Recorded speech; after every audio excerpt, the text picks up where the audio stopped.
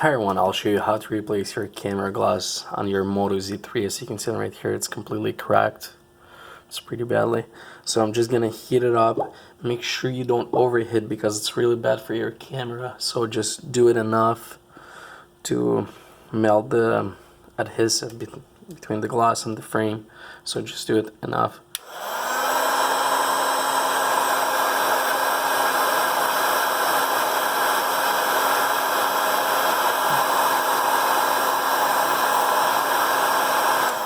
Okay, now once you warm it up, you can start from one of the corners, like from here, and as you can see, it's coming off pretty easy. If it doesn't come off easy, use some more heat gun. So just go all the way around.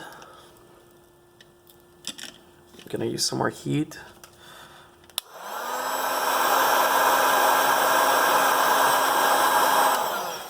It should come off pretty easy. You can just pull it on one side and I'll remove the whole thing.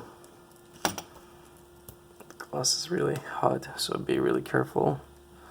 Okay, so now remove all the glass. Make sure everything is clean before you're gonna install your new camera glass. So you can buy it off eBay. I paid like 13 bucks for it. Let's open. And there's already adhesive.